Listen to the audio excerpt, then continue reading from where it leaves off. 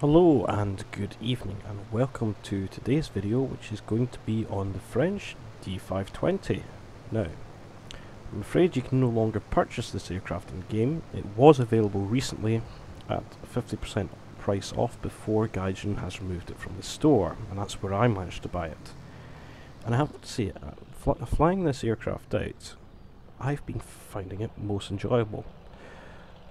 The nose-mounted Hispano is, well, excellent at its battle rating of 2.7, and the four 7.5 machine guns are not as useless as you would initially think. They appear to be fairly effective at setting things on fire when using tracers. However, I prefer to use stealth ammunition, and they can still are perfectly capable of ripping wings off, and they still do have incendiary rounds which can set things on fire. Now, here we are on Korea, and unfortunately there I've ripped a flap off, but anyway. And, well, we were diving on those I-16s, however, we unable to get a firing solution on that second one, so we've climbed back up, turned back around, and we're going to dive back down on them. Because that Hurricane, I know the I-16 can definitely outroll them, but I'm not too sure, but I think they're just about even for turning. So, I'm going to dive down in here, and I'm going to give them a helping hand, as it were. Open fire with the machine guns first, then miss with the then get him with the cannon, just into his left wing. For any of you that are curious, I use 300 meters convergence with vertical targeting on up until jets, where I use a different setting for them. But personally, this is one thing I should probably say. Vertical targeting, I never actually used it for a long time. It's only been in the past 3 weeks that I've been using it, and I would advise you to put it on, particularly for lower velocity guns. Why you might ask? Well, it fires if you're firing in level flight, that means that the bullets will drop exactly on to that point where you're aiming, where you've set your convergence. So if you're turn fighting someone, that means that they're going to aim slightly ahead of where you actually are. So even if they're able to outturn you ever so slightly, you can still get a firing solution on them if you're at very close range. Now, anyway, I should probably say more about the D520. This aircraft was not produced in huge numbers before the fall of France. However, it was a highly capable fighter. Only faster than the Hurricane, although admittedly slower than the Bf-109E and the Spitfire Mark 1. However, it was fairly manoeuvrable, not quite as manoeuvrable as both of them, but it was a very capable fighter, and in the hands of good pilots it could have very well allowed the Allies to maintain a reasonable amount of air cover over France. Unfortunately, that wasn't to be. But this aircraft did fly for the Free French, and was also produced by the Vichy regime as well. And I know I believe the D521, there was a variant of it to help try and cure this aircraft's its largest problem. It's underpowered, and missed that I-16 there, by replacing its engine with a Merlin engine, I believe. As I say, I believe. There I go on again. I should probably use a different phrase there. If I am correct, it did increase performance. However, only one of these was made. I unfortunately do not have this aircraft. I do know that it was available in an event a while back, though I had not become a member of War Thunder at that point. Anyway, here we are. We're trying to help out this Hurricane again with this I-16 on his tail. The I-16 sees us and breaks off. Right, take part in a head on there, and I managed to get him there. And that takes us up to 2 kills for this match. You notice I'm not engaging in turn fights, and that's because although this aircraft can turn, it is not really a turn fighter. It's a boom and zoomer that can turn fight if forced to, I would say. However, there are some aircraft which you should never turn against, like basically any Japanese aircraft. I-15s, for example. However, if you've got a 109 on your tail, you can turn with them if you use your flaps and are careful. This aircraft is pretty maneuverable over 200 miles an hour, or 320 kilometers an hour, and has very good energy retention.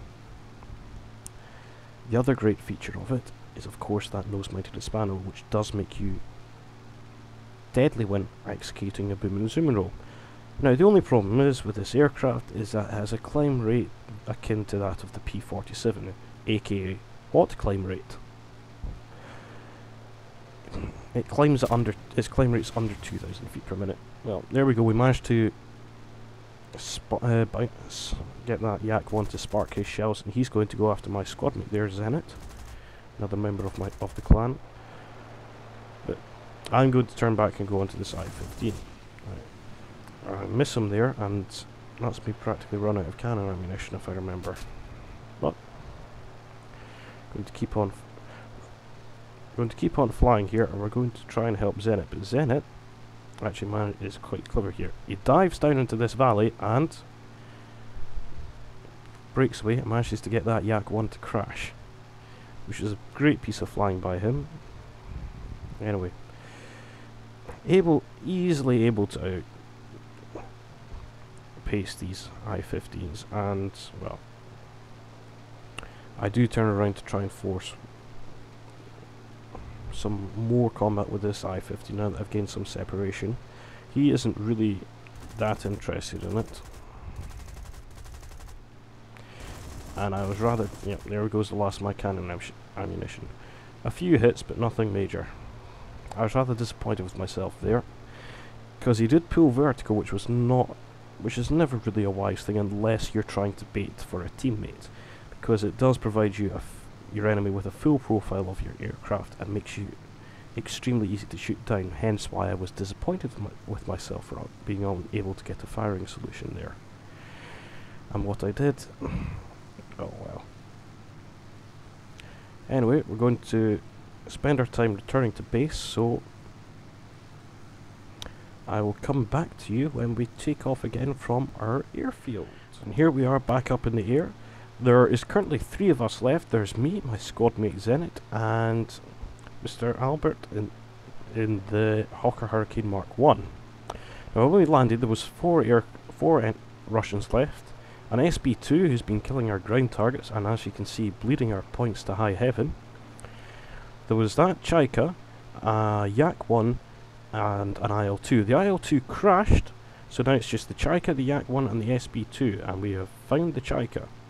Now we're going to maneuver, going to go and engage him, and now you're going to see how difficult it is to pin down a Chaika, as well as some atrocious firing solution from 3 allied aircraft, as it takes us an embarrassingly long time to kill him.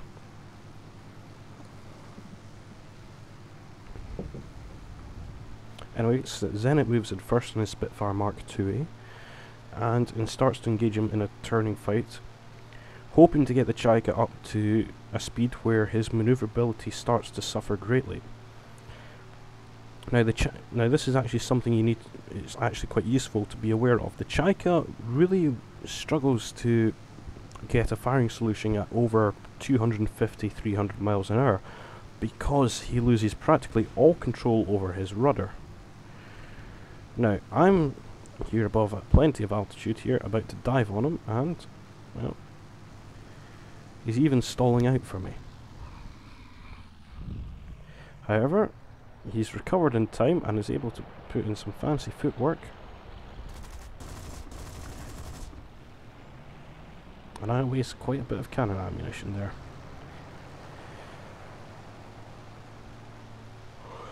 And away we extend away from him, and we're going to, and you'll notice this is a recurring theme.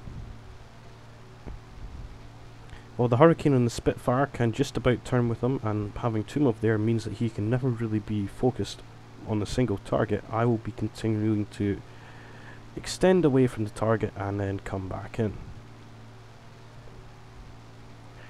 Anyway, as you notice, the fight will gradually get lower and lower as Zenit tries to keep the speed of the fight up.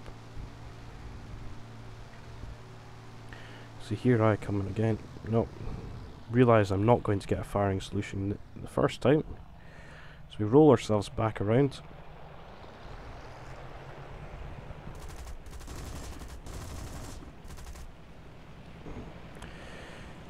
You notice I am using a lot of machine guns here. That's because you get 2,700 rounds for these 4 French machine guns.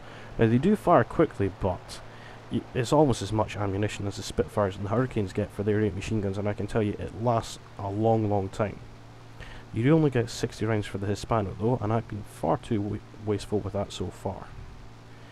Anyway, we're going to go over here to this Yak 1. That means then it sees a more pressing concern. As the I-153 we can really choose when to attack it and not. Anyway, the Yak 1 goes for Zenit first. I may try to maintain my altitude over him. Well, sorry there.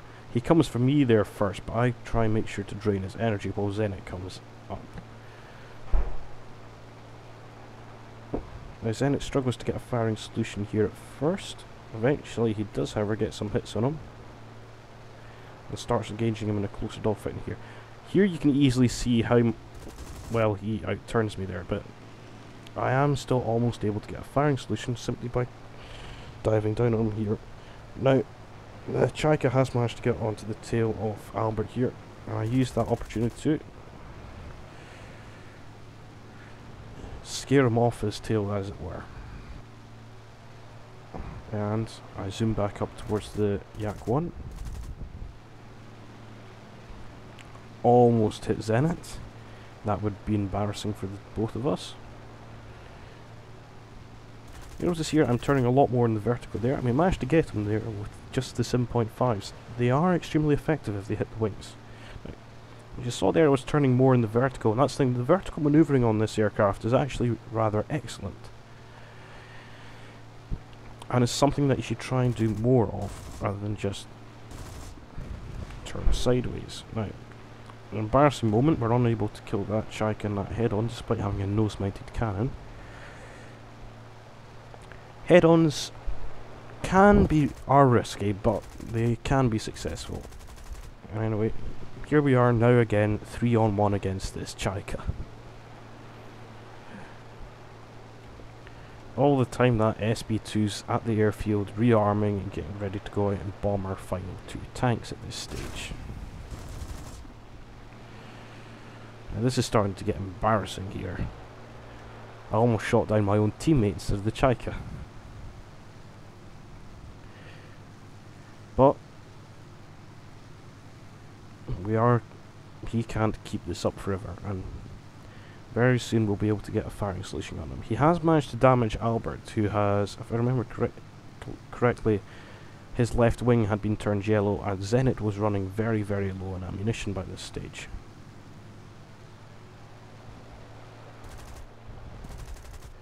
Anyway, I managed to get a firing solution on him there, and well, that's the end of him. It's not really much point showing you the rest of the match here. Zenit and Albert return to base, meanwhile I try and look for the SB2. Unfortunately, none of us have Blind Hunt or Avenger. I do manage to spot him before the end, but unfortunately as I dive on him, he manages to bomb our last tank, and we unfortunately lose the match. A rare case of a bomber winning a match for the fighters. However, it's been nice to make this video as always. I hope you enjoy it, and thank you very much for watching.